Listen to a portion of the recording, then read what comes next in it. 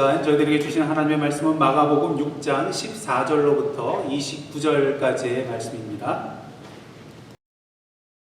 이에 예수의 이름이 드러난지라 헤롯 왕이 듣고 이르되 이는 세례 요한이 죽은 자 가운데서 살아났도다. 그러므로 이런 능력이 그 속에서 일어났느니라 하고 어떤 이는 그가 엘리야라 하고 또 어떤 이는 그가 선지자니 옛 선지자 중에 하나와 같다 하되 헤롯은 듣고 이르되 내가 목벤 요한 그가 살아났다 하더라. 전에 헤롯이 자기가 동생 빌립의 아내 헤로디아에게 장가든 고로 이 여자를 위하여 사람을 보내어 요한을 잡아 옥에 가두었으니 이는 요한이 헤롯에게 말하되 동생의 아내를 취한 것이 옳지 않다 하였음이라. 헤로디아가 요한을 원수로 여겨 죽이고자 하였으되 하지 못한 것은 헤롯이 요한을 의롭고 거룩한 사람으로 알고 두려워하여 보호하며 또 그의 말을 들을 때에 크게 번민을 하면서도 달갑게 들음이러라. 마침 기회가 좋은 날이 왔으니 곧 헤롯이 자기 생일에 대신들과 천부장들과 갈릴리의 귀인들로 더불어 잔치할세. 헤로디아의 딸이 친히 들어와 춤을 추어 헤롯과 그와 함께 앉은 자들을 기쁘게 한지라. 왕이 그 소녀에게 이르되 무엇이든지 내가 원하는 것을 내게 구하라 내가 주리라 하고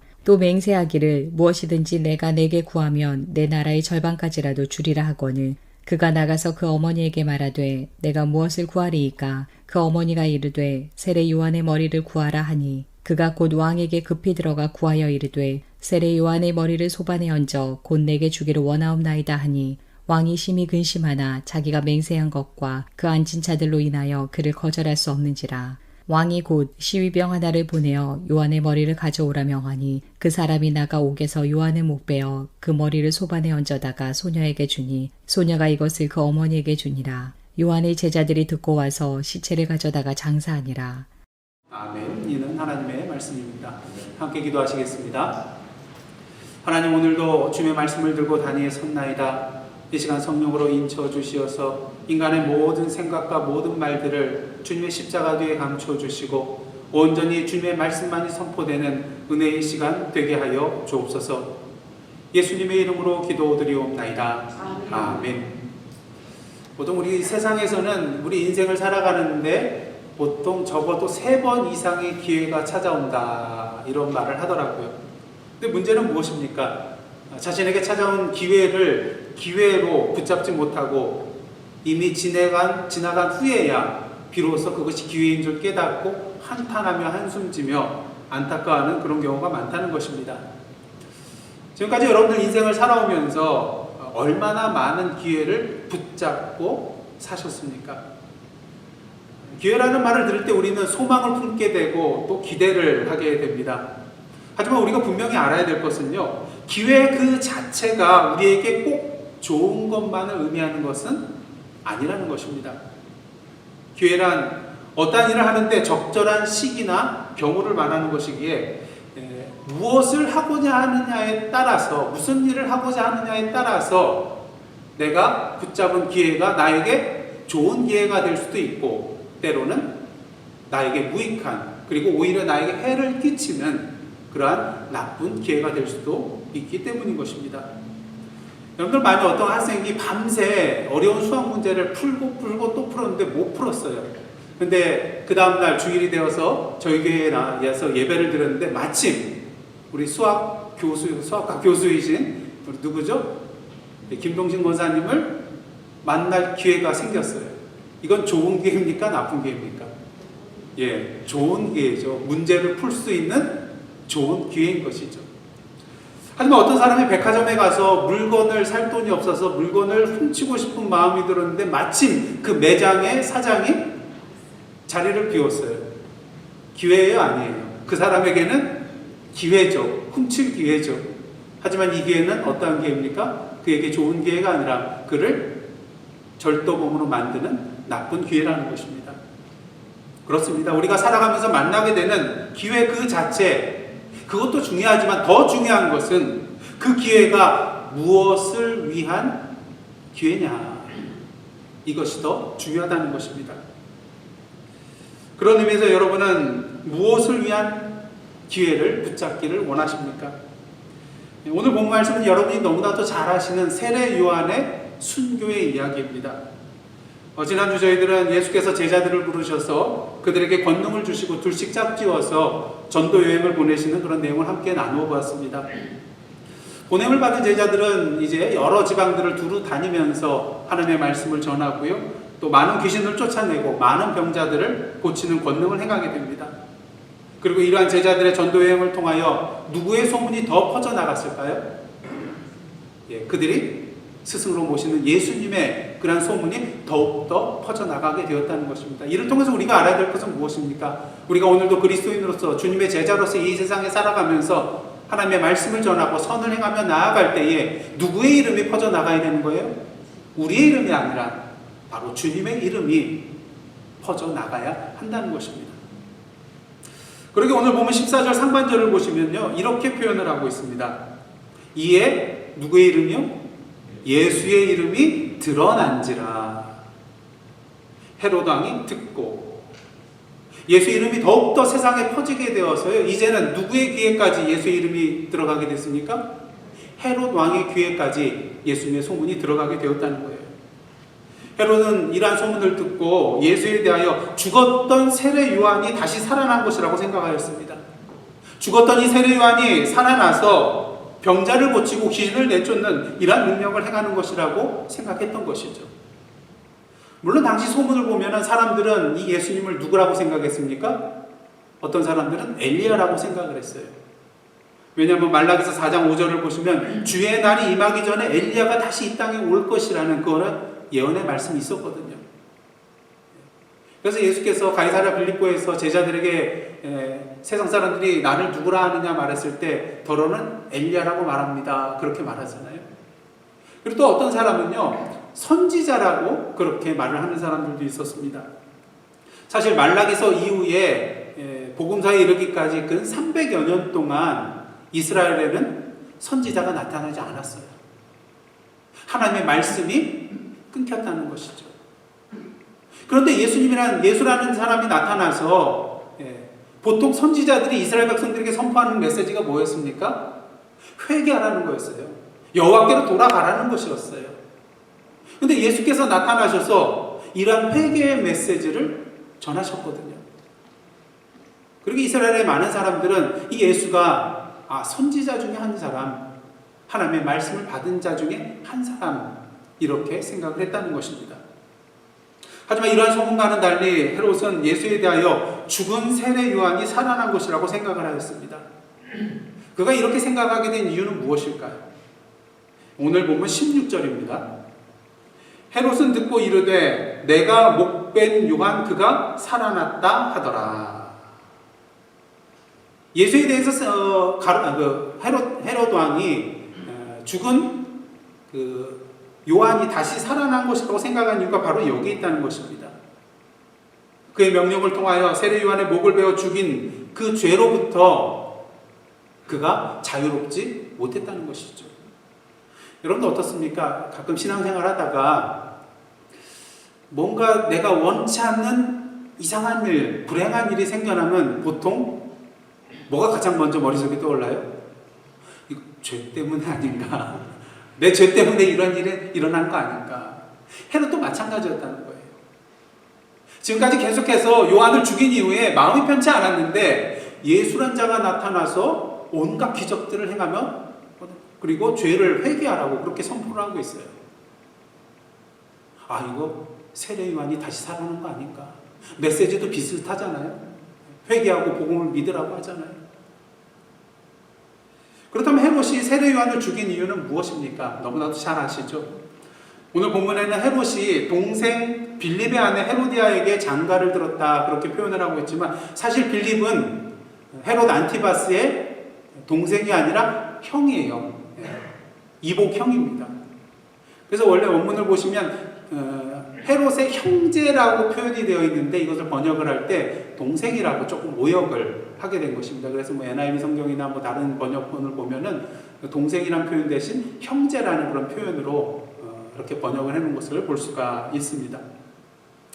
어찌됐든 간 빌립은 헤롯의 형이었는데 형의 아내 헤로디아 형수님에게 로마에 갔을 때에 빌립을 방문하였을 때 헤로디아가 너무나도 아름다웠는지 청혼을 해요.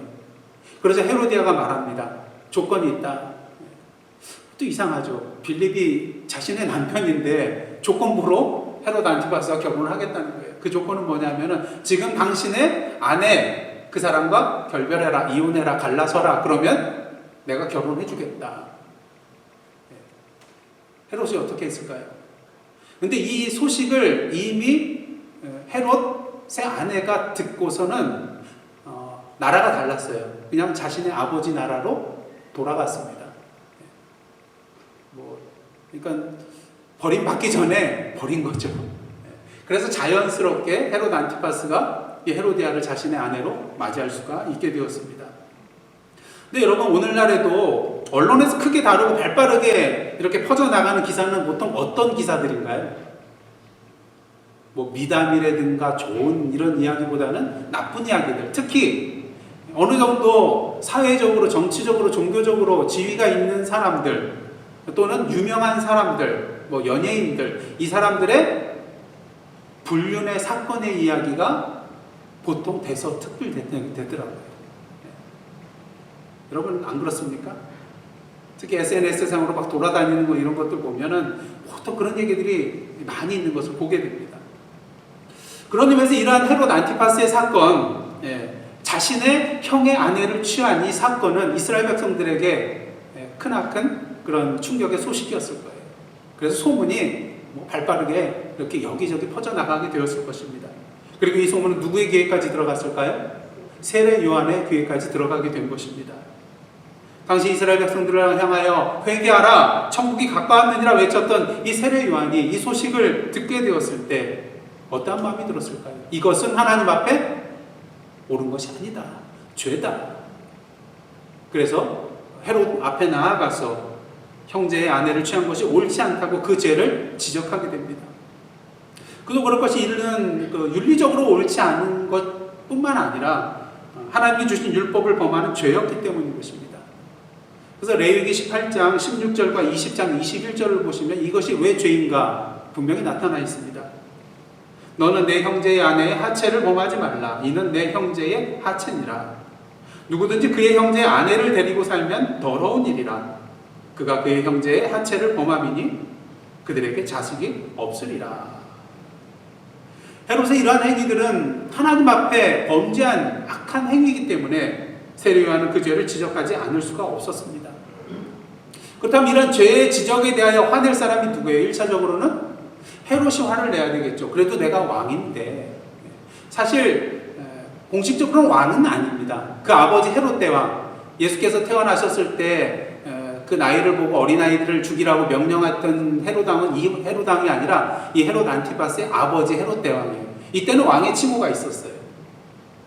하지만 이 헤롯 안티파스 때는 좀 분열이 돼가지고 서로 나눠서 지역들을 이렇게 다스렸기 때문에 공식적인 왕이 아니라 마태복음이나 누가복음을 보면 분봉왕이라는 그런 표현을 쓰고 있는 것을 보게 됩니다. 그래서 재미있는 것은요, 나도 왕의 칭호를 달라고 헤롯이 로마에 가서 요청을 합니다. 그러자 괘씸죄에 걸려가지고 이 분봉왕 자리에서도 쫓겨나는 그런 모습을 나중에 역사적으로 보게 되는데요. 이러한 세례 요한의 그런 지적에 대하여 헤롯 왕이 분노할 수밖에 없는 상황이죠. 그런데 이 헤롯 왕보다 더 화가 난 사람이 있었는데 누구였을까요? 헤롯의 아내 헤로디아였습니다.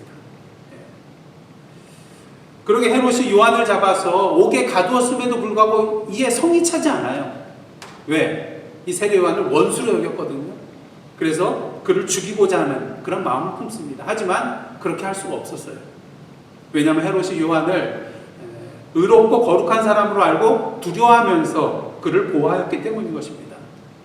또한 헤롯은 이 세례 요한이 말을 할 때에 마음의 부담감을 가졌어요. 마음의 찔림이 있었나 봐요. 그러면서도 동시에 오늘 말씀을 보시면은 그 말씀 듣는 것을 즐거워하였다. 그런 표현이 나오는 것을 보게 됩니다. 그러게 헤로디아가 아무리 세례 요한을 죽이고자 마음을 품었어도 할 수가 없었던 것이죠. 그러던 가운데에 마침 기회가 찾아오게 됩니다. 헤롯이 자기 생일에 많은 사람들, 귀족들을 불러놓고 초대하여 잔치를 벌였던 것인데요. 이때 누가 나와서 춤을 춥니까? 헤로디아의 딸. 그러니까 헤롯 안티파스의 딸이 아니에요.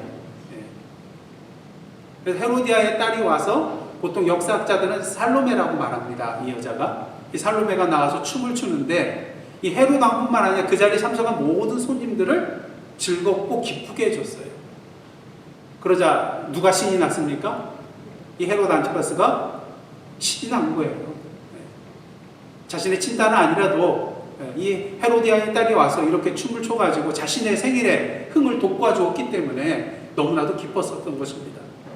그렇게 너무나도 기쁜 나머지 뭐라고 합니까? 네가 원하는 소원 다 말해라. 내가 다 들어주겠다. 그러면서 허풍을 떨죠. 이 나라의 절반이라도 떼어주겠다. 사실 헤롯 안티파스에게는 그런 권한이 없어요. 로마의 그런 속국이었었기 때문에 헤롯에게는 그러한 권한이 없습니다. 그만큼 기분이 좋았다는 것이죠. 자, 그러자 살로메가 자신이 원하는 것을 얘기하지 않고 어머니에게 쪼르르 달려갑니다. 그리고 어머니에게 헤롯 안티파스가 이러한 이렇게 말을 해줬는데 제가 무엇을 구해야 합니까? 이 헤로디아가 하나님이라면 얼마나 좋았겠습니까? 하나님, 제가 무엇을 구해야 되겠습니까? 하지만 그 대상이 헤로디아였어요. 헤로디아가 뭘 요구합니까? 가서 세례 요한의 머리를 달라고 해라. 살로메는 곧바로 헤롯에게 달려가서 세례 요한의 머리를 소반에 얹어달라고 요구를 합니다. 깜짝 놀랐어요. 전혀 상상할 수 없었던 그런 요구였기 때문인 것입니다. 그러게 헤롯 왕은 마음이 괴로웠지만 원하는 것을 들어줄 수밖에 없었습니다. 왜? 맹세하면서 소원을 들어주겠다고 얘기를 했거든요. 그리고 처음부터 이를 보고 있었던 수많은 눈들이 있거든요. 그렇게 거절할 수가 없었습니다. 그래야 세례 요한은 어쩔 수 없이 목배임을 당하게 되고 세례 요한의 죽음의 소식을 들은 요한의 제자들이 와서 그 시신을 거두어 장사 지내는 것을 보게 됩니다. 여러분, 이 내용을 보시면요, 헤롯은 분명히 알고 있었어요. 자기가 자신의 형의 아내를 취한 것이 하나님 앞에 죄라는 것을, 또한 세례 요한의 목을 베는 것 또한 하나님 앞에 죄라는 것을 그는 분명히 알고 있었습니다. 그러니 그는 이러한 죄책감에서 결코 자유로울 수가 없었고요. 그러던 차에 예수의 소문이 들리자 혹시 이 예수가 바로 내가 목을 벤 요한이 다시 살아나온 그 자가 아닌가, 이러한 생각을 품게 되었던 것입니다. 여기까지가 오늘 본문 속에 나와 있는 세례 요한의 순교에 관한 이야기인데요. 저는 오늘 이 시간 이 본문에 나오는 주요 인물 세 사람에 대해서 함께 말씀을 나누고자 합니다. 주요 인물이 누군가요? 살로메를 빼고 살로메의 어머니 헤로디아, 그다음 헤로디아의 남편인 헤롯 왕, 그리고 목배임을 당한 세례 요한. 이 주요 인물 세 사람을 기회라는 그런 개념과 관련시켜서 함께 말씀을 나누기를 원합니다. 이렇게 기회라는 내용과 함께 관련시켜서 이 세 인물을 바라볼 때 이 세 인물에 대해서 좀 더 우리가 쉽게 이해할 수 있고요. 또한 이러한 이해를 바탕으로 우리의 모습을 이 세 사람의 인물에 비추어서 자신을 돌아볼 수 있는 기회가 되기 때문인 것입니다. 첫째는 누구요? 헤로디아입니다. 이 헤로디아는요, 죽이는 기회를 붙잡은 자였습니다. 자신을 위하여 세례 요한을 죽이는 잘못된 기회를 붙잡은 자였다는 것이죠. 헤로디아는 헤롯이 비록 요한을 잡아다가 감옥에 가두긴 하였지만 헤롯이 그를 의롭고 거룩한 사람으로 여기며 그를 두려워하고 또한 그를 보호해주는 것을 도무지 이해할 수가 없었어요. 자신의 남편이었지만 이해할 수가 없었습니다. 헤롯, 그래도 왕이잖아요. 그럼 그 권력을 가지고 요한의 목을 벨 수도 있었잖아요. 이 세례 요한만 제거하면 어떻습니까? 자신들을 향하여서 손가락질하며 죄를 지적할 사람은 아무도 없었거든요. 감히 누가 헤롯 앞에서 그 죄를 지적할 수가 있겠습니까? 세례 요한만 제거하면 모든 것이 다 해결되는 것이었던 것이죠. 이런 가운데 헤로디아에게 기회가 찾아왔죠. 21절 상반절 보시면 이런 표현이 있습니다. 마침 기회가 좋은 날이 왔으니. 앞에서 말씀드렸다시피 우리에게 찾아오는 기회가 다 좋은 기회가 되는 것은 아니라고 분명히 말씀드렸습니다.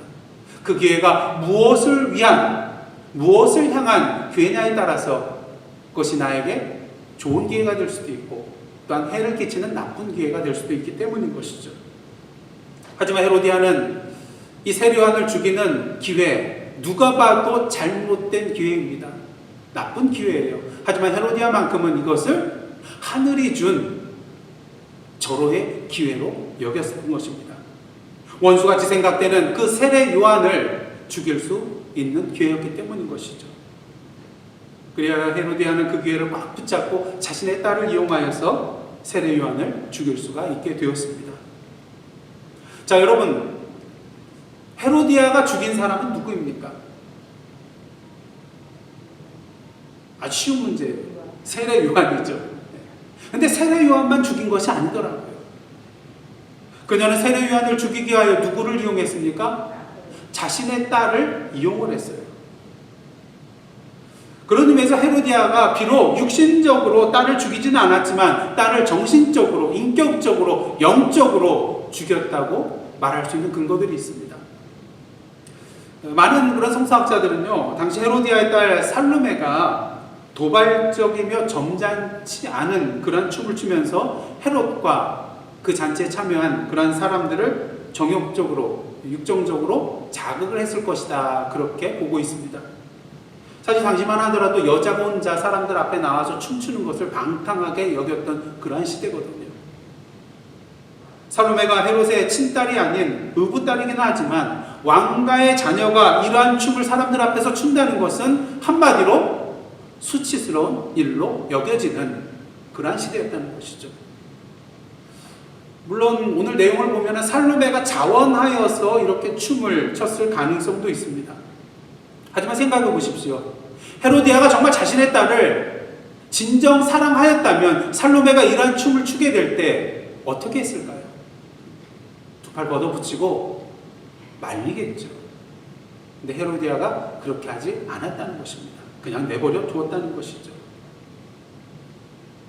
특히 살로메가 헤롯에게 무엇을 구할까 의논하기 위하여 어머니에게 찾아왔을 때 뭐라고 말합니까? 뭘 달라고 하라고요? 헤롯의 머리를 달라고 하라고, 그렇게 말하라고 얘기를 하는 것을 보게 됩니다. 여러분, 자신의 딸에게 소원을 구할 때 누군가의 목을 쳐서 달라는 그런 소원을 빌라고 그렇게 말해줄 부모가 어디 있겠습니까? 다시 말해서 헤로디아는 자신의 사랑하는 딸을 자신의 목적을 이루기 위한 수단으로서 이용했다는 것이죠. 그 딸의 순수성을 가벼이 여기고 딸의 인격을 존중하지 않는 이 헤로디아의 모습을 통하여 딸 살로메가 그 어머니에게 도대체 뭘 배울 수 있었겠습니까? 그리고 오늘 본문 25절을 보면요, 살로메가 어머니의 헤로디아의 그 잔인한 모습을 그대로 본받아서 그녀도 행하는 것을 보게 됩니다. 25절 말씀 보시겠습니다. 그가 곧 왕에게 급히 들어가 구하여 이르되 세례 요한의 머리를 소반에 얹어 곧 내게 주기를 원하옵나이다. 사실 헤로디아가 살로메에게 말하라고 한 것은 무엇입니까? 그냥 세례 요한의 머리를 달라고 구해라. 근데 25절 보면 살로메는 한술 더 떠요. 두 가지가 더 첨가되는 것을 보게 됩니다. 첫째는요, 세례 요한의 머리를 소반에 담아가지고 달라는 거예요. 오늘날로 말하면 쟁반이죠. 큰 쟁반에다가 그 머리를 담아가지고. 어떻게 이런 생각을 할 수 있었을까? 그냥 상자에 담아서도 정말 끔찍한데 쟁반에 담아서 주십시오. 그 다음 둘째 첨가된 거는요, 곧 내게 달라는 거예요. 시간 지체하지 말고 지금 바로 요한의 목을 베어 달라는 것입니다. 그런 의미에서 헤로디아는 자신의 딸 살로메를 인격적으로, 정신적으로, 영적으로 죽이는 길로 나아갔다는 것을 우리는 분명히 보게 되는 것입니다. 뿐만 아니라 헤로디아는 자신을 위하여 세례 요한을 죽인 것이었지만 결과적으로는 누구를 죽인 것과 마찬가지였어요? 자기 자신을 죽인 것과 마찬가지였습니다. 그녀가 요한을 살해한 것은 죄의 지적으로부터 자유롭게 되기 위함이었습니다. 자신의 죄를 감추고 덮기 위해서였죠. 이제 세례요한이 죽음으로 말미암아서 그 모든 문제들이 순조롭게 다 잘 해결되고 끝난 것처럼 보입니다. 헤로디아가 기회를 잘 붙잡아서 성공한 것처럼 여겨집니다. 하지만 과연 그럴까요? 그녀가 요한을 죽임으로 말미암아 다시는 살아서 세례 요한을 만나는 일은 없겠지만 그녀가 한 가지 간과하고 있는 중요한 사실 한 가지가 있었는데 그것은 무엇입니까? 이제 마지막 날이 이르렀을 때에 이 헤로디아가 심판주 여호와 하나님 앞에 서야만 한다는 그 사실, 이 사실을 헤로디아는 알지 못하였다는 것입니다. 무엇을 말합니까? 세례 요한을 죽일 수 있는 기회를 붙잡은 헤로디아, 그녀는 이 기회가 자신에게 정말로 좋은 기회라고 생각하였지만 사실은 큰 착각이었고 결과적으로 자신을 죽이는 잘못의 기회를 붙잡았다는 것입니다. 사랑하는 성도 여러분, 여러분은 어떤 기회를 붙잡으면서 살아가고 계십니까? 혹시 인간적인 유익을 위하여, 자신이 지은 죄로부터 자유로워지기 위하여 잘못된 기회를 좋은 기회라고 착각하며 다른 사람들을 정신적으로, 인격적으로, 육신적으로 또한 영적으로 짓밟고 죽이는 더 큰 죄의 길로 나아가고 있지는 않는가? 다시 한번 우리 자신을 돌아보는 시간 되기를 원합니다. 그다음 두 번째 인물은 누군가요? 헤롯 왕입니다. 이 헤롯은요, 살 수 있는 기회를 놓친 자였습니다. 사실 헤롯은 아까 말씀드렸다시피 요한을 죽일 생각은 없었어요. 그가 의롭고 거룩한 자라는 것, 하나님이 보내신 자라는 것을 어렴풋이 알고 있었기 때문인 것이죠. 그리고 요한의 말을 들을 때마다 번민에 쌓이긴 하였지만 동시에 그의 말을 즐겁게 듣는 자였기 때문인 것입니다. 그러게 살로메가 요한의 머리를 구할 때에 근심할 수밖에 없었던 것이죠. 이처럼 헤롯은요, 자신이 하나님 앞에 죄를 범한 자라는 것을 아는 자였고요, 또한 진리를 사모하는 자였습니다. 그런데 한 가지 문제가 있습니다. 자신이 죄인이라는 것을 알면서도 무엇이 진리인가 들었음에도 불구하고 하나님 앞에 자신의 죄를 회개할 그 기회를 붙잡지 못하고 결국에는 요한의 목을 베게 되었다는 것입니다. 그렇다면 헤롯이 이런 회개할 수 있는 기회를 붙잡지 못한 이유는 무엇일까요? 그 이유는 오직 하나입니다. 이 회개의 기회를 붙잡을 손이 그에게는 없었던 것입니다. 그는 이미 자신의 자존심과 체면을 두 손으로 꽉 움켜잡고 있었기 때문인 것이죠. 오늘 본문 26절입니다. 왕이 심히 근심하나 자기가 맹세한 것과 그 앉은 자들로 인하여 그를 거절할 수 없는지라. 그에게는 자신의 맹세를 뒤엎을 용기가 없었습니다. 주변의 시선을 떨쳐버릴 용기도 없었습니다. 하나님 앞에 자신의 죄를 회개하고 용서를 구하는 것보다 자신의 자존심과 그 체면을 붙드는 것이 더 중요했기 때문인 것이죠. 문제는 무엇입니까? 그 알량한 자존심과 체면 때문에 회개할 기회를 놓쳐버렸다는 것입니다. 죄의 죽음에서 살아날 수 있는 그 절호의 기회를 놓쳐버리게 되었다는 것이죠. 이러한 헤롯의 모습은 작은 것을 탐내다가 큰 것을 잃어버리는 소탐 대실의 모습이라고 할 수가 있겠습니다. 그리고 또한 씨 뿌리는 자의 비유 가운데 돌밭에 해당되는 모습이라고 할 수도 있을 것입니다. 마가복음 4장 16절과 17절 말씀입니다. 또 이와 같이 돌밭에 뿌려졌다는 것은 이들을 가리킴이니 곧 말씀을 들을 때에 즉시 어떻게 받아요? 기쁨으로 받으나.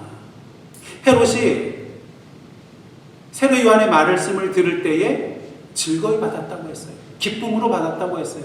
근데 문제는 무엇입니까? 그 속에 뿌리가 없어 잠깐 견디다가 말씀으로 인하여 환난이나 박해가 일어나는 때에는 곧 넘어지는 자요. 물론 헤롯이 환난과 박해 앞에서 무릎 꿇은 건 아니지만 다른 사람들의 눈, 자신의 체면, 자존심, 이것 때문에 말씀의 뿌리를 못 내렸다는 것입니다. 사랑하는 성도 여러분, 오늘도 예배 시간에 나와서 이 하목사의 설교를 즐겁게 듣는 것만으로 만족해하지 마시기를 원합니다. 개인적으로 성경 말씀을 읽고 묵상하는 것으로, 기쁘게 읽고 묵상하는 것으로 만족해하지 마시기를 원합니다. 그 말씀이 우리의 삶에 뿌리내지 않고서는, 그 말씀을 우리의 삶 가운데 굳게 붙잡지 않고서는 결코 우리가 참된 생명을 누릴 수 없기 때문인 것입니다. 바라긴 오늘도 죄의 죽음으로부터 살아날 수 있는 그 절호의 회개의 길을 놓친 헤롯의 자리에 서는 것이 아니라 우리의 자존심과 체면, 그리고 주님의 말씀보다 더 소중하게 확 붙들고 있는 그 세상적인 모든 것들을 이제 우리의 손에서 내려놓고 오직 주님의 말씀만을 확 붙잡고 나아가시는 기회를 사는 저와 여러분의 모습 되기를 원합니다. 왜요? 오직 그 길만이 우리의 살 길이기 때문인 것입니다. 이제 마지막인데요. 누굽니까? 누구 남았어요? 세례 요한입니다. 세례 요한은 어떤 사람이었냐면요, 살리기 위하여 죽는 기회를 붙잡은 사람이었습니다. 세례 요한이 헤롯에게 가서 그가 형제의 아내를 취한 것이 죄라고 지적한 이유는 무엇입니까? 그냥 죄만을 지적하기 위해서인가요? 아니잖아요. 죄를 깨닫고 뉘우치고 회개하여 구원받으라는, 그를 다시 살리기 위한 목적이 있었다는 것입니다. 중요한 사실은 세례 요한이 이 헤롯을 살리는 일을 위하여 자신의 무엇을 걸었어요? 자신의 목숨을 걸었다는 것입니다. 그리고 실제로 순교하였습니다. 여러분, 우리가 살아가면서 무엇인가에 목숨을 건다는 것은 그 대상에 대해서 이 세상에서 가장 가치 있는 것으로 여긴다는 말인 것입니다. 그런 의미에서 저와 여러분, 이 세상에서 가장 가치 있는 것, 그렇게 여기는 것은 도대체 무엇입니까? 바라긴 오늘도 한 생명을 살리는 것을 가장 가치 있게 여기며 그 한 생명을 위하여 우리의 목숨까지도 내어줄 수 있는, 그 목숨을 걸고 나아갈 수 있는 저와 여러분의 모습이 되기를 원합니다. 근데 사실 오늘 본문 말씀을 보시면 세례 요한이 죽었는데 너무 허무하게 죽었어요. 그리고 그 죽음으로 인하여 헤롯이 자신의 죄를 뉘우치고 구원을 받았습니까? 그렇지도 않아요. 하지만 우리는 세례 요한의 순교에 대하여 단순하게 이렇게 평가해서는 안 되는 것입니다. 사실 오늘 본문의 그 전후 문맥을 살펴보면 뭔가 좀 이상합니다. 도표를 보시면 이제 알 수가 있는데요. 첫 번째 그림 보여주시면, 지난주 말씀해 보시면은 어떤 내용을 다뤘죠? 예수께서 제자들을 부르시고 권능을 주시고 둘씩 짝지어서 전도 여행을 보내시는 그런 내용입니다. 그 내용의 마지막이 뭐였어요? 제자들이 나가서 회개하라 전파하고 많은 귀신을 쫓아내며 많은 병자에게 기름을 발라 고치더라. 굉장히 성공적으로 지금 사명을 수행하고 있는 장면입니다. 그리고 오늘 본 말씀, 그 다음에 이제 오늘 본문 세례 요한의 그런 순교의 내용이 나오는데 그 다음 30절 말씀을 보시면 이런 말씀이 있어요. 사도들이 예수께 모여 자기들이 행한 것과 가르친 것을 낱낱이 고하니. 무슨 얘기를 예수님께 보고한 거예요? 자신들이 전도여행 나가서 행했던 일, 그 결과를 보고한 거예요. 그럼 여러분, 내용상으로 봤을 때 마가복음 6장 13절에 다음에 나와야 할 내용은 무엇이 되어야 될까요? 당연히 30절 말씀이 곧 이어서 나오는 것이 굉장히 문맥상 매끄러운 것이에요. 자연스럽게 보이는 것입니다. 근데 이상하게도 그 사이에 지금 오늘 본문의 말씀에 해당되는 세례 요한의 순교의 사건이 끼어들어와 있다는 것이에요. 여러분, 성공적으로 전도 여행을 했다는 그런 모습들과 보고가 나오는데 중간에 세례 요한의 순교, 죽음, 서로 어울리나요? 전혀 어울리지 않습니다. 오히려 제자들의 그 전도 여행에 대하여, 성공적인 전도 여행에 대하여 찬물을 끼얹는 그런 이야기라고 할 수가 있기 때문인 것이죠. 그렇다면 마가복음의 저자 마가는 이러한 요한의 순교 이야기를 왜 예수님의 제자들의 전도 여행 그 이야기 사이에 끼워 넣은 것일까요? 의도가 있었다는 것입니다. 이렇게 한 가지 이야기를 두 쪽으로 나누고요. 그 사이에 다른 이야기를 집어넣는 것을 괄호로 묶는 기법 또는 샌드위치 기법이라고 하는데요. 저자가 사건의 의미를 독자에게 효과적으로 전달하기 위하여 사용하는 문학적 기법이라고 합니다. 근데 마가가 이러한 기법을 마가복음 속에서 여러 군데 사용을 하고 있어요. 이 샌드위치 기법을. 그래서 이 두 쪽으로 나누어진 이 외부에 있는 이야기와 또 중앙에 위치한 내부 이야기가 서로 상관이 없는 이야기가 아니라 별개의 이야기가 아니라 서로 상호 연관성을 가지고 밀접하게 결합되어 있다는 것입니다. 그렇기 때문에 우리는 이 예수님의 제자들의 전도 여행과 세례 요한의 순교의 사건을 그냥 따로따로 구분하여 그 의미를 찾기보다는 그 상호 연관성 속에서 이 두 사건을 바라보아야 한다는 것입니다. 무엇보다 우리는 예수님의 제자들의 전도 여행과 요한의 순교 이야기를 통하여서요, 우리가 세상에 복음을 증거하는 일을 할 때에 우리가 거절을 당할 수도 있으며 고난과 핍박 그리고 심지어는 순교당할 수도 있다는 것을 보게 되는 것입니다. 특히 우리는 세례 요한의 한 사람의 이 죽음으로 인하여 하나님의 복음 전파의 길이 막혀버린 것이 아니라는 것을 이 두 이야기를 통해서 분명히 알 수가 있습니다. 여러분, 세례 요한이 목배임을 당하여 순교하였습니다. 그럼 하나님의 나라의 복음의 선포가 끝난 것일까요? 아니잖아요. 실패한 것일까요? 아니잖아요. 그 전에 보면 누구의 이야기겠습니까? 예수님의 12제자들이 세상에 나아가서 성공적으로 말씀을 전파하고 귀신을 쫓아내고 병자들을 고친 이 성공적인 이야기가 나타나 있다는 것입니다. 비록 세례 요한은 순교하였지만 다른 제자들에 의해서 하나님의 나라의 복음이 왕성하게 전파되고 있다는 것을 마가는 지금 분명히 보여주고 있는 것입니다. 그러게 신약신학자 티모시 게덜트라는 그런 박사는 이러한 말을 합니다. 잘 한번 들어보세요. 하나가 거절당했으나, 세례 요한을 말하겠죠. 일은 계속되고 확장된다. 그 나라는 인간의 반대에 의하여 정지될 수 없다. 이 일은 하나님께서 하시는 일이기 때문입니다. 하나님의 나라의 확장을 위하여 주님께서 친히 개입하시고 능력 주시고 행하시는 것이기에 한 사람의 순교자로 인하여 멈춰질 수 있는 그런 류의 것이 아니라는 것입니다. 오늘 이 땅의 수많은 교회와 그리스도인들을 통하여 하나님 나라의 복음이 선포되고 있다는 이 사실이 이 말의 분명한 증거가 되는 것이죠. 그리고 사실 세례 요한이 죽었다고 그의 복음 전파 사역이 끝난 것이라고 우리가 그렇게 확정할 수 있을까요? 그렇지 않다는 것입니다. 예수께서 말씀하셨습니다. 요한복음 12장 24절입니다. 내가 진실로 진실로 너희에게 이르노니 한 알의 밀이 땅에 떨어져 죽지 아니하면 한 알 그대로 있고 죽으면 많은 열매를 맺느니라.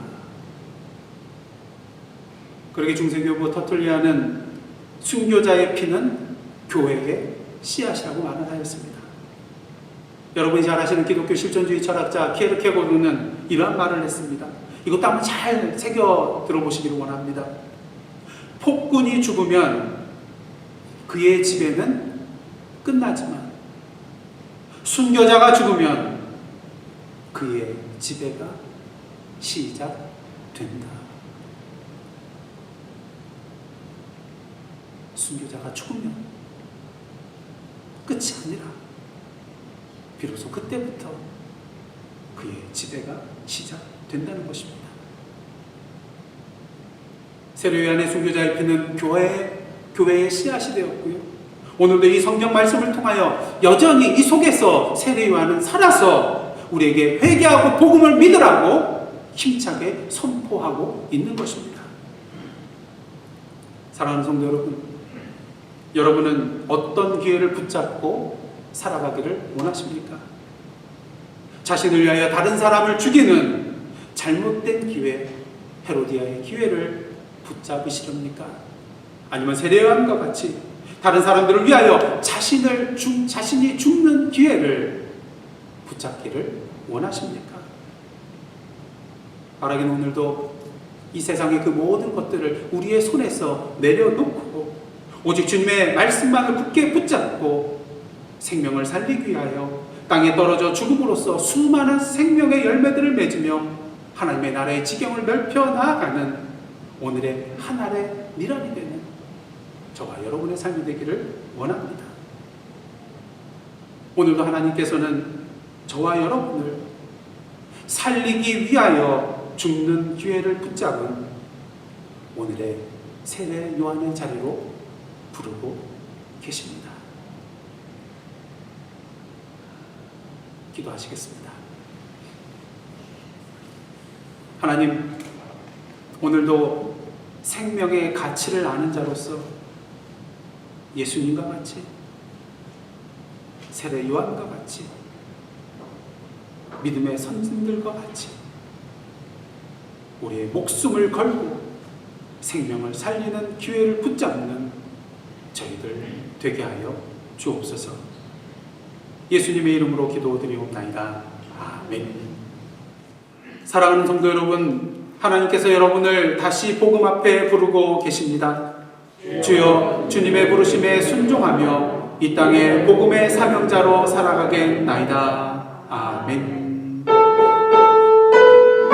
주님 앞에 결단의 찬양으로 나가시겠습니다.